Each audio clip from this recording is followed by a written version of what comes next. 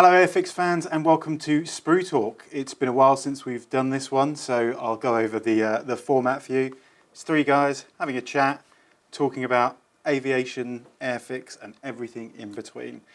This month I'm joined by internationally renowned aviation photographer Darren Harbar. Welcome to the show. Nice to be here. And of course, Luke, our airfix researcher. Thanks for having me again. So thank you both for being here today. Darren, we've brought you in to talk about exactly what you do, which is aviation photography. Now, I always start these with the nice, simple question.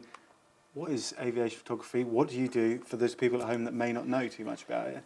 It's quite a broad thing, I guess. If I was to narrow it down, I'm a specialist aviation photographer, which means that all my work is photographing aeroplanes, vintage aeroplanes. I don't really concentrate much on the modern side of things. That involves a bit of shooting from the ground, but also, probably more excitingly, shooting from the air. So flying air to air and doing pictures which end up in magazines, calendars and a number of other places worldwide, which is very exciting. And how did you get into that? How do you become an aviation photographer? Simple answer is hard work. I got into it by being, as a kid, going to air shows with my father. I was probably, I don't know, 7 or 8, something like that, going to air shows that I can remember. As a result of going to the air shows, eventually my dad got me a camera because he took lots of pictures at air shows, so I started taking pictures at air shows, got excited by that. It was about that same time I was building Airfix models. Just to mention that. And basically got more and more into it. The older I got, the more I kind of enjoyed taking pictures of aeroplanes. Yeah. I think I wanted to join the RAF, that was my ultimate aim, but I wasn't successful in getting into the Royal Air Force as a pilot, which is what I really wanted. I was offered air traffic and decided that was a really boring idea. No offence to air traffickers. But I basically went to work for a photography retailer, so Techno as it was, and went to work for them, learned a bit about cameras as a result of that, but was still doing the aviation photography as a background thing, so it was kind of going on in the background. I went to work for Dixon's Group after that. I was camera buyer for Dixon's Carriers PC World, but still had the aviation stuff going on in the background. Started then to get a bit more into the kind of the air-to-air stuff, and it kind of developed to the point where I actually needed to set my own business up. So 20 years ago, I set up Darren Harbar Photography, and I've been doing aviation really ever since then. So effectively, from being a small child going to air shows is the short answer to your question. Right, nice. So then it's full time now. Yeah, absolutely. Everything I do is aviation, and that's my full-time job, which is probably the job which, as a child, I would have thought there's no way anyone would ever do that. But I'm very fortunate to be in that position. And does it mean that whereas before maybe you could term it as, I suppose, a hobby? Yeah. It's now work. Do you still, on your own time, go off? I still view it as a hobby. Yeah. Yeah. I get paid for my hobby. I think anyone that does aviation photography starts it out as a hobby, and very few are fortunate enough to be given a chance to do it professionally like I am. So I still view it as a hobby, I guess, because it's what I used to do, but I'm now doing it a lot more. I think the big difference is I get asked to do it now rather than having to ask to do it. Yeah. And that's different. Yeah. And you said obviously you don't really do modern aircraft. Is there a particular reason? Is it just what you're interested in, or? I've always been interested in old aeroplanes. I think I'm really fascinated by vintage things and aeroplanes in particular. So it's always been my passion. I find jets to be a bit mundane. They're all the same. Fast, pointy, noisy things that don't do a lot else. No offence again to the jet fans out there, but don't get me wrong. If there's a jet at an air show, I'll still photograph it. I still think they're interesting. But classic jets I like. But my focus has always been really World War II, World War I. That's kind of my core interest, I suppose. And do you think there's a particular reason why people love warbirds and vintage aircraft? That's a really good question. I'm not quite sure what that reason is. I think that there's a lot of character in those aeroplanes. I think that's probably the difference. They've got a lot of history, and I think people love history. And they do represent a significant period in time when we were developing our aviation technology. Because from the early years of aviation in the early 1900s to 1940s, 1950s, the progression was ridiculous. More so, with things like going from piston to jets. But that whole period of development is really fascinating. And now more often nowadays, it's all done by computer. Back then, it was all done by drawing boards and people coming up with ideas. I think that makes people interested. I think that's a real drawing point. Is that there's that kind of history, there's that difference in designs, there's a whole multitude of different technologies involved, and that makes it interesting. On that, do you have a favourite aircraft from the period at all? Sorry, I do. Treading on your toes. No, no, it's I've always been a fan of the Hawk Hurricane. It's my favourite Okay, aeroplane. yeah. Yeah, Oh, absolutely. Always has been. My partner Jane calls me Hurricane Harbour. There's probably good Nice, reason it's a for good that. nickname. But yeah, the Hurricane's been since I was a kid, it's been my favourite aeroplane. And year before last, I was very fortunate to fly in the two-seat Hurricane, which was probably the best thing that ever happened to me. So yeah, it's a special moment. Oh, wow. Fantastic. And Luke, you're a budding aviation photographer. You were showing me earlier this morning. I wouldn't say I was. I started last week and finished last week. My dad got to go up in the Spitfire, and I thought, I'll channel Darren Harbar here and take a photo out the window or through the window in T308, I believe, over at Biggin Hill. So it's lovely. It's in the grey nurse scheme. Yep. It's fantastic. If you're ever given the chance to go up in a plane and take photos of another one, it's like having a rubbish house but with a great view. Yeah. That's how it was described to us by the pilot, and I have to agree, because you're looking out at the Spitfire. The person in there can't see the lovely aircraft. Yeah, yeah. I think I'd add that you never get bored of that moment when you see the aeroplane alongside you for the first time. Yeah. Every time it joins up and it sits there, it's just a fantastic, amazing experience. You look at it and go, wow, it's a Spitfire. Yeah. I still do that. Yes, yeah. And obviously then you've got almost two sides of the coin there, where you're very experienced and then you've got a beginner on this side. I haven't seen his pictures yet. No, they're rubbish. Don't worry.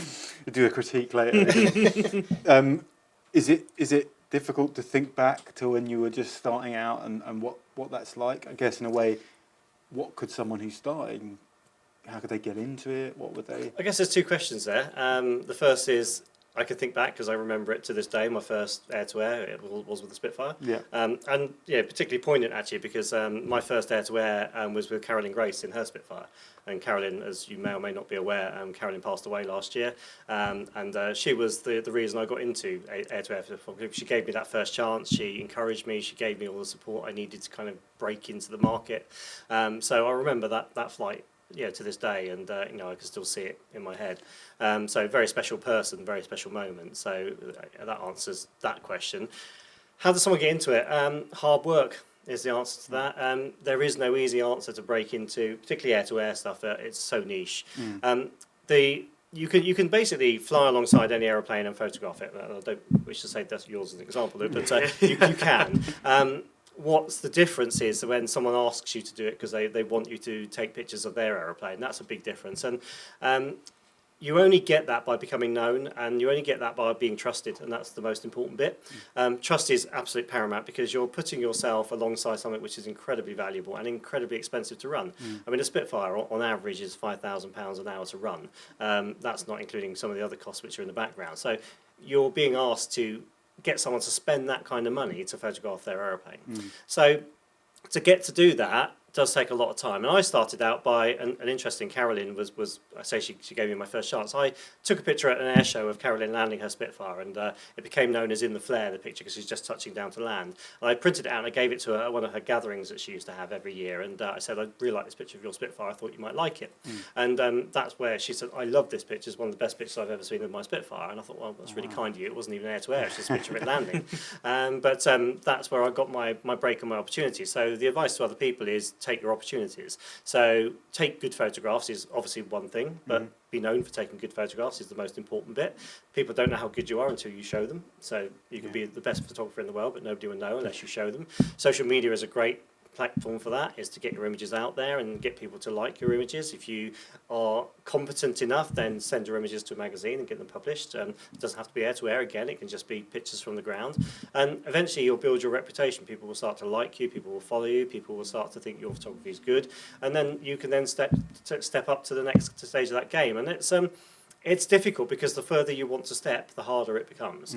And if you want to get into doing air-to-air as a commercial thing, then you've got to get past me first. But you've also got to start building those contacts. And the contacts are critical because you build friendships with these people. And I'm very, very fortunate now is that a lot of my friends are people that own warbirds. And that's because of what I do. I've got into that community, and I go down the pub and have a drink with Stu Goldsmith, for example, who's a legend, absolute legend in his own right. And he hasn't paid me to say that. But he's a mate, and because of that, when I go and fly alongside him, we don't have fun doing an air-to-air sortie. That's wrong. It's very professional, but the confidence to get the pictures is a lot easier because we just trust each other and you know exactly what you want. And by having those relationships, building those relationships over time, is how you get those opportunities. So it's not an easy route, but you have to start by showing your images, get them known, get yourself known, be nice. That's the critical bit. If you're not nice, people won't like you. And if you think you're overconfident and think you're cocky, they won't want to talk to you. It's really important to be mellow and actually just approach it a nice way.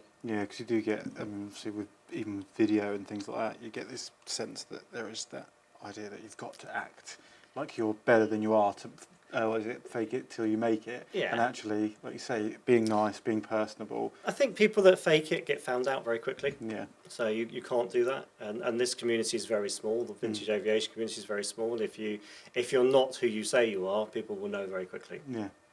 And I was going to ask over to you here, Luke. Yeah. So with your research, have you used any of Darren's? So air-to-air can be really fantastic for creating models. You're after angles that perhaps you can't see in a museum. So one example is when you're looking at a model, an Airfix model, you're looking top down generally, but when you're looking up at an aircraft in the museum, you're looking up at the underside of a wing. So uppers of wings, air-to-air, is fantastic, and they're high enough quality, you can really zoom in. This is the real nerdy part of it, really, where I'm trying to get the rivets right and stuff. Obviously, all the normal provisos of warbirds that have been rebuilt once or twice before, when you're trying to represent a wartime machine, you have to be quite careful. But for getting general information, pictures such as Darren's and other people's are fantastic for references, and I'm sure there's a lot of modelers that have used it as a reference for when they're building a model.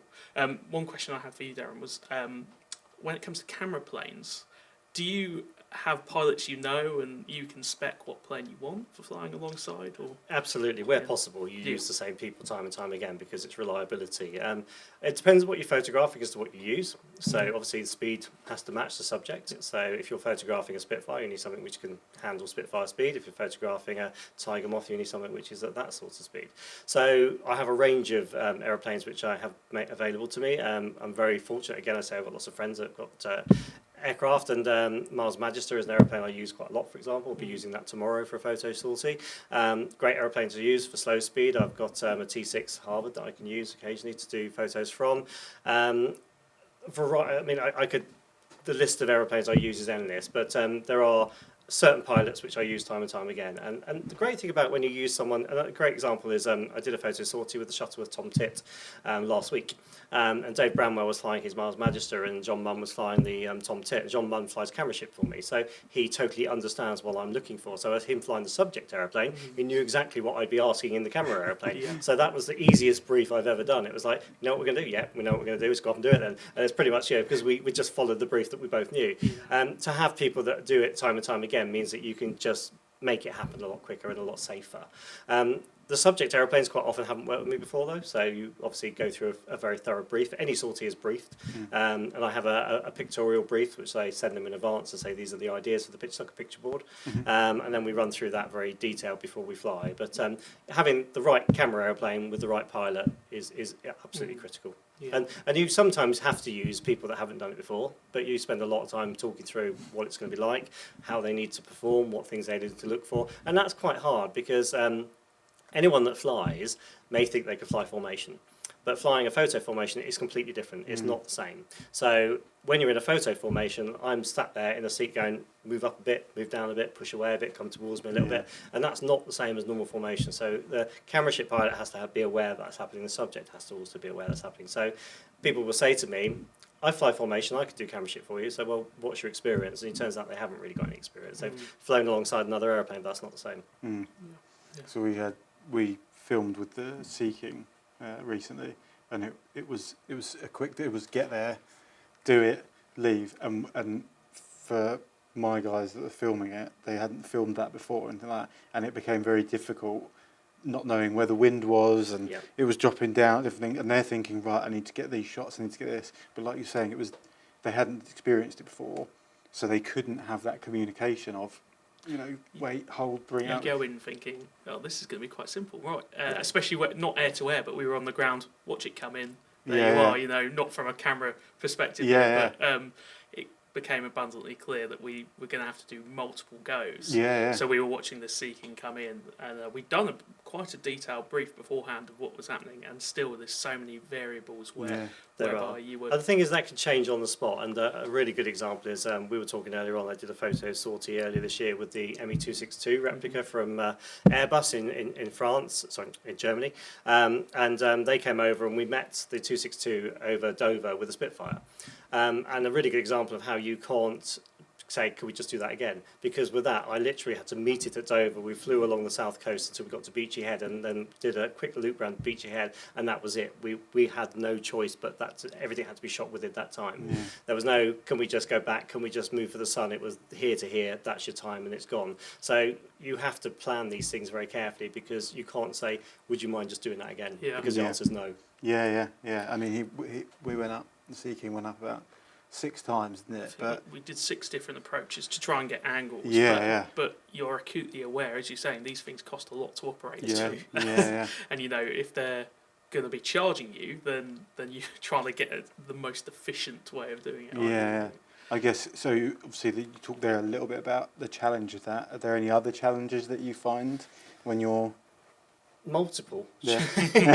The challenges are phenomenal. I think when you're airborne photographing another aeroplane, you don't think about the fun side of it. You don't look at it and go, that's nice, because you don't think that. You're so focused on, have you got your camera settings right? Is everything working correctly? Is the camera attached to you properly? Have you done the brief correctly? Are you sticking to the brief? Have you followed that brief? Are there any variables that could go wrong? Is the weather, has the weather changed? You know, have you gone above the clouds? Is the cloud starting to clag in which case you need to get back down again because you can't get caught above the cloud? You know, if you're down below the cloud, where's the sunspots? Is there bits on the ground which are bright? Aim for those. Is there a solar farm there? Is there a wind farm there? Is there a big town visible in the background? All those things are going on in my head when we're photographing. So it's never as simple as just go up and take some photographs. There are so many things happening, and they're constantly changing variables, and you can't pre-plan a lot of those. So sometimes you have to act off the cuff and say, well, actually, no, the weather's not working here. We need to track 2 miles that way and start photographing there. You might not be able to because there might be a restricted air zone there, so you can't fly over the top of Stansted, for example, and say, oh, I'm just photographing this bit, fine, don't mind me. You kind of have to plan all these things. So there's a lot of work going on in the air, and the variables change constantly. And sometimes you don't get what you want. Sometimes it goes wrong in terms of you don't get the picture. You think, no, actually, it's not what I want. I always get people saying to me, and I did a shoot last week actually with a Hurricane and a Messerschmitt 108, and the guys. We'd pre-planned the photo sortie and the timing of the day was fixed, which I don't like doing because it's like you must fly at 5 o'clock. I don't like that. And I said to them, it's better to photograph early in the day because the weather would be nice, and we ended up photographing later in the day so the weather had turned. And the pictures from my perspective, I'm thinking, these don't look very good because the sun's not right. And yet they see them, they're brilliant, lovely. Yeah. Okay, so at the end of the day, the client's happy. Yeah, It doesn't really matter, but I'm very particular. I Yeah. like to make sure that the pictures are the best possible pictures they can be, and sometimes you just have to say, well, we'll go with what we've got. Yeah, and I suppose that's a lot with the experience of like you're saying there, you now are looking for all those different things and those variables. Maybe when you first start, you aren't. You're just thinking, get it in shot. Oh God, yeah. Get You're desperate to get the pictures. I mean, when I first started doing air-to-air, you're shooting at higher shutter speeds, which is the wrong thing to do. You need to be shooting at slow shutter speeds, and all the propellers are frozen. So that's kind of that's not right. It needs to be changing that. The more you learn, the more experience you get. You realise that you need to change the camera settings down to what the optimums are, and you work around what the situation is to make that all come together. And I still see pictures, lots of pictures. Press pictures are the worst. Pictures of the Battle Memorial flight flying over Buckingham Palace with all the propellers stopped, Right. because they don't understand shutter speeds, and that frustrates me. But you learn these things with time. I think experience is key, isn't it? With anything you do, be it building a house, let's say that because that's what Jane does, but or taking pictures of aeroplanes. The more you do, the more you learn. And the practice is practice, and practice is practice, and you keep doing that until you know what you're doing. Even now, I don't know everything. I never will know everything, and I will always learn every time I go up on another sortie. Always learn something new. Yeah, the moment you think you've learnt everything, it's nobody ever will. Yeah. Nobody ever will. And They might say they have. are there any unexpected things that have happened to you? Sort of Yeah. anything that stands out as a whoa? Yeah. I won't give any details, but yes. Any memorable moments? There we go for you. What obviously you mentioned. They're all memorable moments. Yeah. The ME262 with the Spitfire is a memorable moment. I photographed the Lancaster last year. I mean, that's something that's been on my bucket list for a long time. And that was possibly one of those scenarios where you couldn't ask for it to be any better. Yeah. Because that particular day we flew over in the Harvard and we went up to Coningsby, and on the way there the weather was, little fluffy clouds started to appear. Ooh, this is it's kind of what you want. And we got to Coningsby, and actually the clouds were kind of right, and did our brief, and I was looking out the window thinking the clouds are still okay, got airborne, clouds were good, and flying around, and we got above the clouds, and we had the Lancaster up at 8,000 foot, which is a no-no, it never happens. But the BBMF boss, it was in the Hurricane, basically was so impressed by the clouds, said get the Lancaster up here, so we did. And I got possibly the best photographs I'll ever get of the Lancaster. I don't think I could beat them, because the clouds were perfect. So you get memorable moments like that, but they're all memorable moments. I flew in the two-seat Hurricane, as I said, a couple of years back, and I took the camera up with me, and I photographed another Hurricane off the wing from the Hurricane. I remember that. There's so many things. I mean, I could go through every single sortie and say this is memorable, because they're all great sorties. Yeah. That's probably the most memorable one. Is the first one I ever did, Carolyn and her Spitfire, because that was the first. It got me going. Wow. In terms of equipment, how much do you take up with you? You said you brief it in, so you obviously got a camera that you want, a lens that you want, but does it often change? Do you take up a redundancy sort of measure? Sometimes. Depends on space in the cockpit. Yeah. So some aeroplanes, you have a cabined aeroplane where you've got a bit of space to move around and you can literally spread your legs out and relax. Other ones you're crammed into a little tiny 1940s, training aeroplane of some description, in which case you've got very little space. So I always take up obviously one camera with a lens on, and I use a gyro which is attached to the camera. That doubles the weight of the camera, so it's quite a heavy piece of kit as it is. And that's got a big battery pack which has to be stowed somewhere in the aeroplane. Again, if you're in a tight cockpit, there's not a lot of room for anything else. I photographed out of a Spitfire before now, and there was no room in a Spitfire at all. And you basically really crouched in, trying not to touch anything because you're trying to take pictures. I take a spare camera up if I've got the space to do so. Yeah. But generally, it's a one camera opportunity. And the downside of that is, of course, if the camera stops working during the flight, you're knackered. Mm-hmm. Yeah. I've never had to say camera's gone US, we need to land, but it could happen. Yeah. US is unserviceable, sorry, it's an aviation term.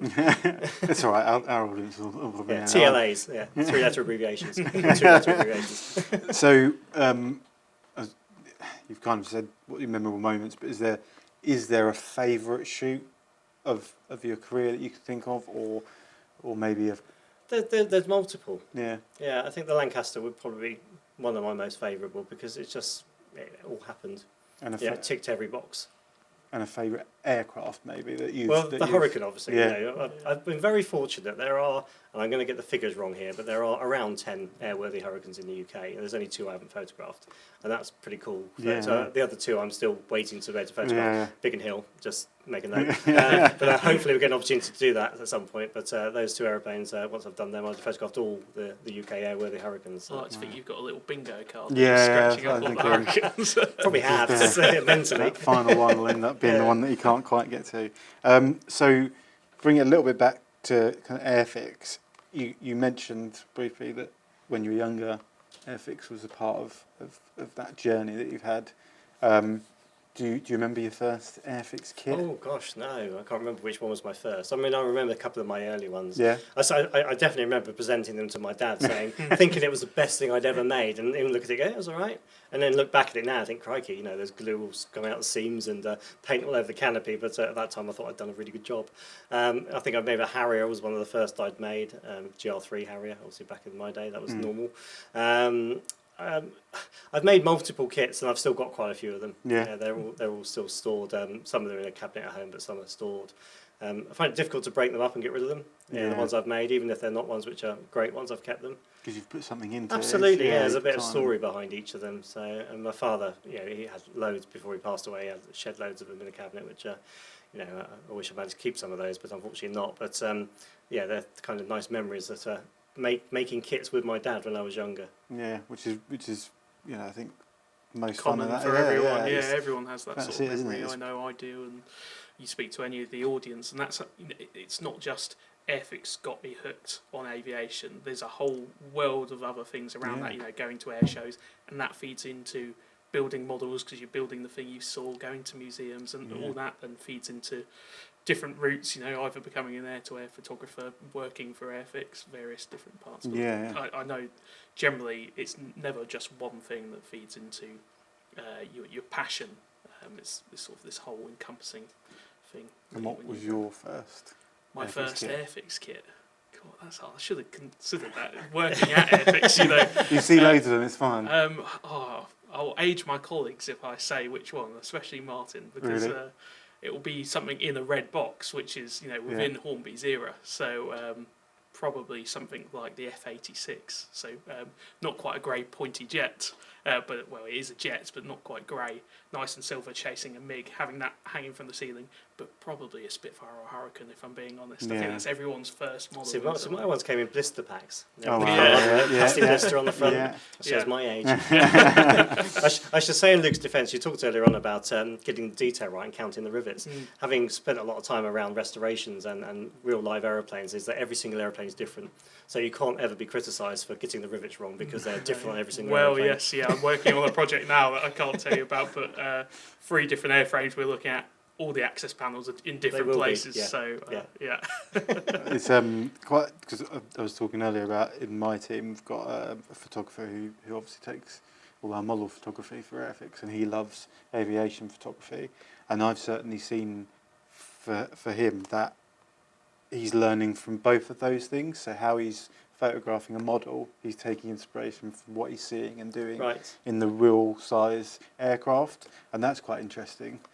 Seeing how you can transfer those skills. Because I know you've done some commercial things and stuff like that in the past, and how those two things can intertwine. I suppose what I'm saying is there might be some people out there that photograph their models, and without knowing it, they might be learning a little bit about how they can learning photography is a really important thing because particularly aviation, and I run photography training days, so I do aviation photography workshops where I teach people camera settings and composition, and it's about photographing an aeroplane in every situation. So the workshops, for example, they learn a bit about low light, so photographing an aeroplane in a museum or a hangar, on an airfield, so literally parked on the airfield with nobody around it, so get some kind of those nice clean static pictures, and then we get reenactors involved, so they get some pictures with people around an aeroplane, and then we do some flying, so they get some pictures of an aeroplane flying from the ground. So a workshop is a really good way to learn a whole different set of skills that will enable you to photograph aeroplanes in any scenario, and that includes model aeroplanes. The same principles apply. So you could actually apply all the things you learn on the workshop to photographing the smaller aircraft to radio controlled models through to the real things. Yeah. And would you suggest going to air shows and that? Because absolutely. Yeah, I mean, air shows are brilliant. I think, I'm guessing all 3 of us went to air shows as kids. They're a great way of seeing these aeroplanes in their natural environment, which is in the sky. They're designed to fly, so why not put them in the sky and see them up there where they belong? Because it's exciting. It's a great challenge to try and photograph them. We were talking about video, about trying to capture them video earlier on, and they move quickly. Even the slow ones move quickly. The same applies with stills to video, is that they're hard to find and then keep track of. So all those challenges, if you go to air shows lots, you build your skills, and again, if you build your skills, you get better at it. If you get better at it, you've got more chance of selling your pictures. So I've got a question from what I noticed at RIAT, and I did ask someone when we were there, but they couldn't quite give me an answer. The enormous lenses that people have, what is that? What edge is that giving them? What is that doing? How is that? Well, it depends. Sometimes it gives them an edge, but also gives them a disadvantage. Right. So a long lens is great if you know how to handle your camera. A long lens is a nightmare if you can't handle your camera because you'll never get any pictures. So the bigger the zoom you have, the more glass is involved, so that makes the lens bigger. That doesn't necessarily mean, say, a big lens is a long lens. It can sometimes be it just has more glass, which means it performs better. So a prime lens, such as a 400 or 500mm, could look big, but actually you can get a small zoom that does the same length. The difference is that you get much more light getting into a big lens. Therefore, it performs better, it will focus better, it will give you better exposure. It's designed to enable your camera to work better than it would previously. They cost a lot more money, obviously. The big white ones are, you're talking many thousands of pounds, whereas if you put a consumer product on, you're talking a couple of £100. So there's a big difference. You don't need to have big prime lenses. It depends what you're doing with the pictures. If you're putting your pictures on Instagram all the time, then you don't need to have a big prime lens because people will never see the quality. If you're getting them printed across a double-page spread in the magazine, something I do, of it's on the cover of a magazine, then the lens quality is important. Yeah.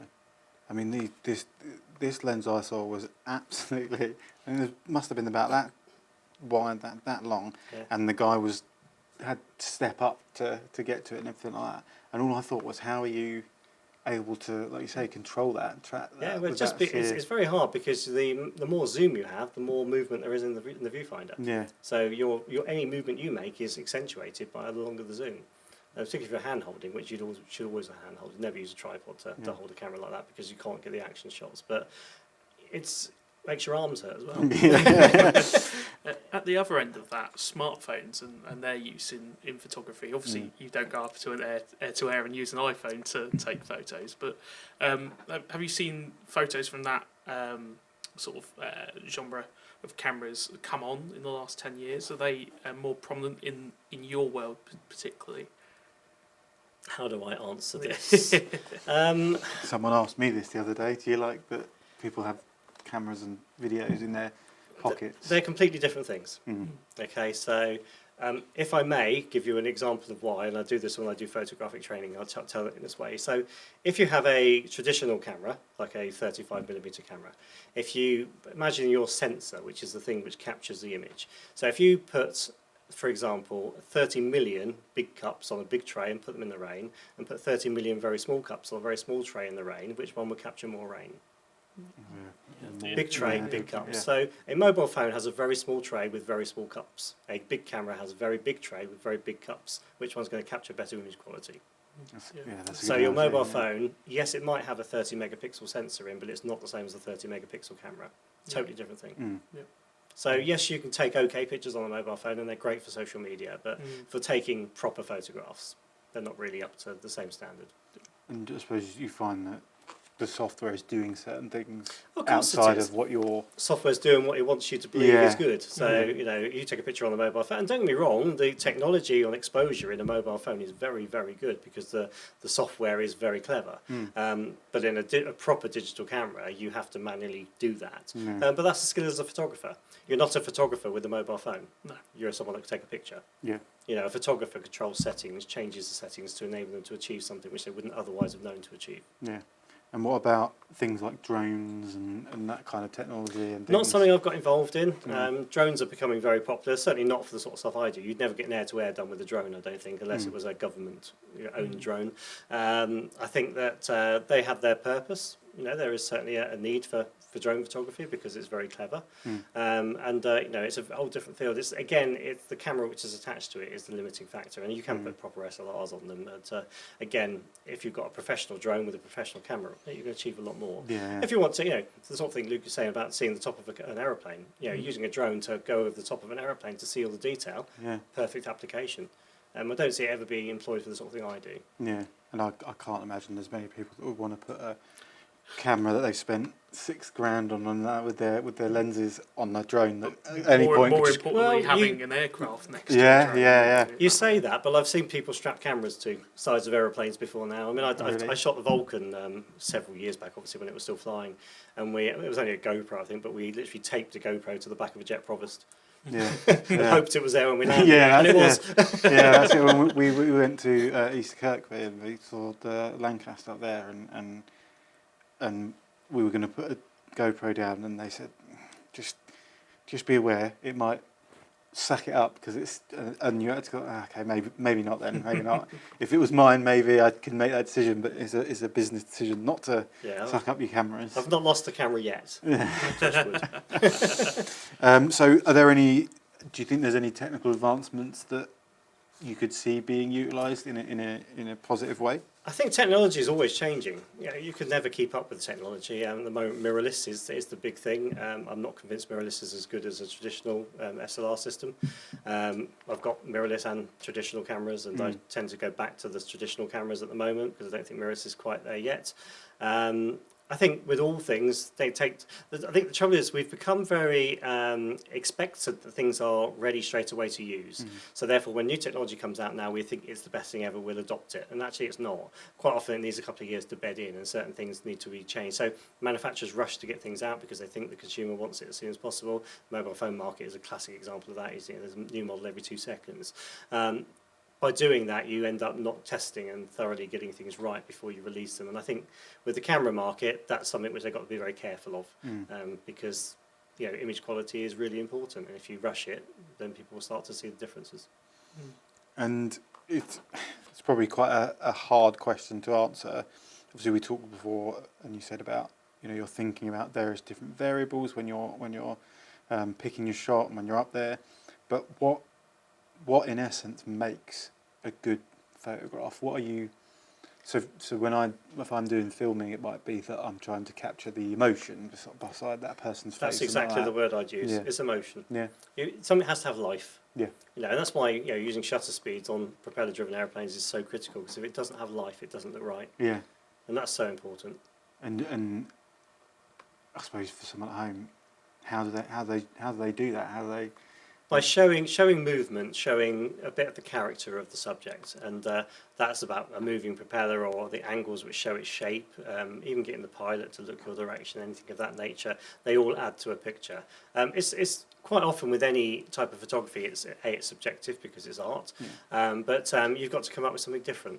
And for me, when I do my air-to-air, I don't want stock pictures of an airplane at 45 degrees to me, just sat there having its picture taken. I want something which is a bit tighter angle, so I can see down the nose a bit more. Something which is shot from a bit more above, so I can see more of the airplane from above. And a peeling away shot, which kind of got some nice fluffy clouds behind it. I'm always looking for that gives it character. So it's about creating a painting with every picture you do. You've got to think what's in the background. The background's as critical as the foreground.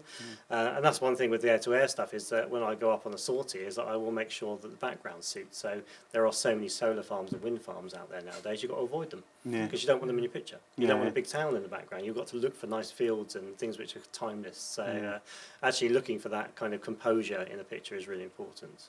Do you have favourite fields to operate from in that regard? Getting a good background. Yes, but no, because you don't want them all to look the same. Yeah. So there are certain places which I like to go. Grafton Water, which is north of where I fly from at Old Warden, that's nice, particularly if it's an aeroplane which has got a sea connection, because it's over the water.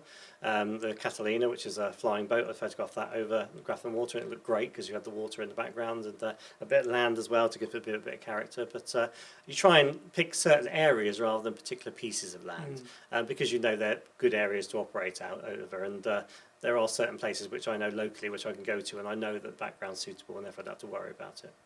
Perfect. And when you've taken a photograph, done anything else, do you do anything afterwards? Are you doing any Photoshop? But are you doing anything on that side of things? Yeah, you do some. Yeah. Never change a photograph to be something that never existed. That's my phrase. So you can enhance a photograph by just tweaking it, but never create something that was never there. So with all my pictures, I will basically I photograph raw, as it's known, so raw files, which means you can adjust colour contrast, bit of definition afterwards, which just makes the pictures punch a bit better. Other than that, it is really tweaking. It's about just bringing out shadow detail, that type of thing. Never do anything excessive. And you haven't had anyone take your photographs and do something with them? Unfortunately, yes. Oh, have you? Yeah. Oh, no. Yeah, it happens. I mean, sometimes with consent, sometimes without consent. I think the worst one I've ever seen, and I can't remember the politician or the name of the show it was on, but one of the kind of news, like "Have I Got News for You" type things. They bought one of my images that was on Alamy, which is a site where people can buy pictures of, and it was a picture of a reenactor alongside a Spitfire, and it was during Brexit. And whoever the Brexit minister was at that time, they'd photoshopped his face onto the World War II pilot against the Spitfire and used it on the show. I saw it on TV screen and went, ooh, what the hell? But they'd paid to use it, so I couldn't do a lot about it. That's a shame. So I had a few questions that we've got off social media that I think people would like to answer. I think some of them we may have already covered, but we've got from Dave Drummond on Facebook. He was asking, what equipment do you use and why, which we've kind of touched on.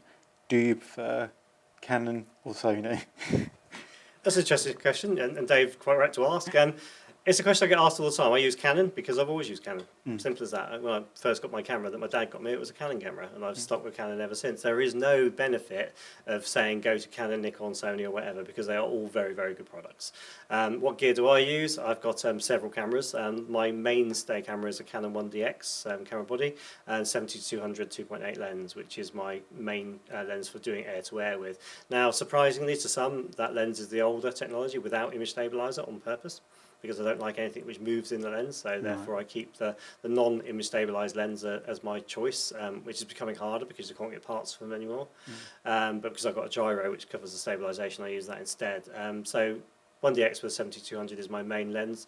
I've got a 400mm fixed lens which I use for air shows, standard 24-70s and wide angle lenses, that type of thing. But I've got 5 camera bodies in total, which might sound excessive, but it saves having to change lenses sometimes. So I go to my camera bag and I pick the camera up with the lens on it already, so it's ready to go.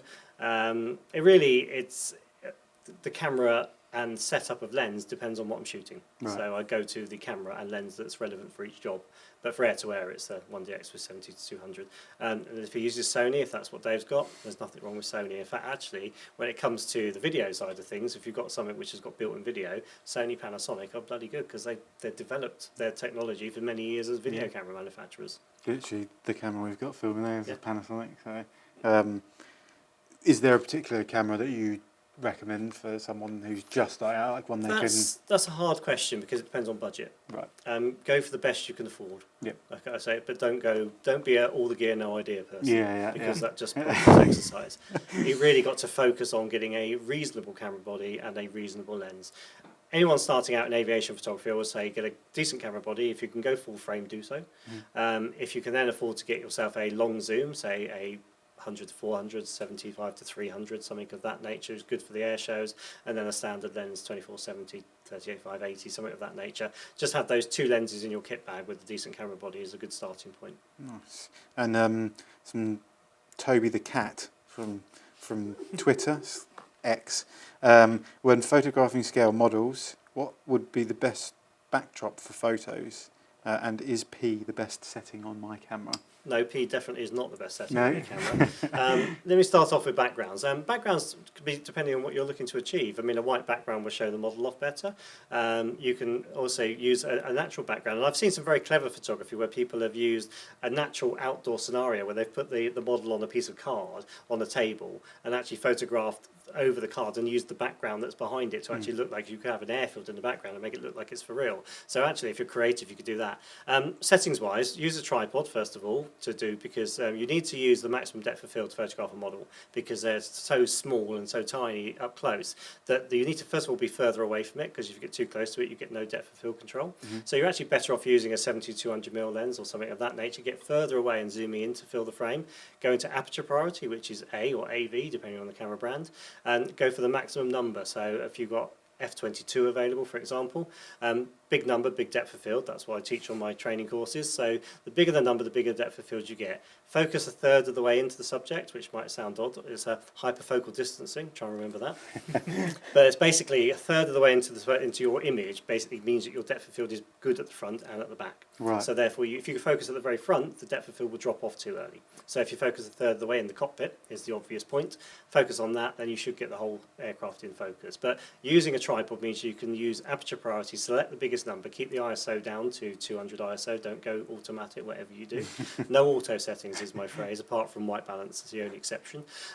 If you set your camera on self-timer, you just press the button, leave it on the tripod, and it will take a long exposure and give you that best depth of field. Nice. Brilliant. Jess from Instagram asked favourite aircraft you've ever photographed, which you said. Hurricane. Will on Instagram, what was the rarest plane that you photographed? Oh, that's a good question. They're all rare. I mean, I've photographed a lot of aircraft where there are only one remaining left in the world, and they're as rare as they get, basically. The Tomtit I photographed the other day, that's the only one left and the only one flying. De Havilland 88 Comet, which is based at Shuttleworth, beautiful aeroplane. That's the only one of that type that's flying. Also, it's incredibly historic. I think that's the thing, is that rare isn't about the aeroplane type, it's about the history. Probably the aeroplane which I never thought I'd get to photograph, and I did, was, and I've photographed it several times now, is Spitfire MH434, which is I know as the godfather of Spitfires. It celebrated its 80th birthday just a couple of weeks ago, and we even got a birthday cake, which we took to Duxford, and we flew, Stu Goldspeak flew it on its birthday, and that's a rare aeroplane because it is so special. And anyone involved in aviation and modelers and airshow attendees alike will know that MH434 is such a special aeroplane. So to be able to photograph that, thanks to Sarah Hannah, who is Ray's daughter, Ray Hannah, that used to fly and be a legend flying it. Sarah looks after the aeroplane for the owners, and it's just a phenomenal aircraft to be able to photograph. So I'd probably say MH434. And what's been the hardest photograph you've ever had to take? That's from Vinny on Instagram. My own. So when people say, have you got a self-portrait or a portrait of yourself, that's the worst picture. I don't know, they're all hard pictures. I think the hardest pictures are the ones where you have time pressure, because you know you've got to get it right and you know you haven't got a lot of time to do it. The Spitfire, the Messerschmitt 262 the other week, that was a hard photograph to get because I knew I had very little time. The weather was a little bit suspect as well as whether it was going to work. I was photographing through glass, which I don't like. All those variables made it very hard. So there's a number of ones, but most recently that's probably the hardest one I've done in recent times. Just back to the MH434 question there. Do you sort of look at some of the more famous shots from MH434, going under the bridge, Goodwood, and think, I wish I was there taking that crikey. photo? Yeah. The ones I wish I was there was in 1940. Yes. I see some of the wartime pictures of multiple aeroplanes taken off from fields, and obviously would not wish to be there for the obvious reasons, but for the right reasons. Some of those sites you see captured, and I have to say that the credit you have to give wartime photographers, because most of the time they were photographing on plate cameras, which are huge things, and they're photographing out the side of a Lancaster or something, and got all these aeroplanes alongside them. And these guys weren't trained in formation; they were trained to fight. So you look back at some of their pictures and you think, wow, yeah, I'd love to be in some of those scenarios, and you think, crikey, I'd love to photograph that, but they don't exist anymore. Well, yeah. And my final question on here is, do you ever get airsick? No, thankfully Really? not. And interestingly, I've done some pretty extreme things. One of my probably most extreme photo shorties I did was a guy called Mark Jeffries and Chris Burkett and their aerobatic aircraft. And I remember I was sat in the front of an extra aircraft, and you sit quite low down. And the brief was we wanted to get some pictures of loops and rolls and stuff, and we go over graph and water, which I mentioned earlier.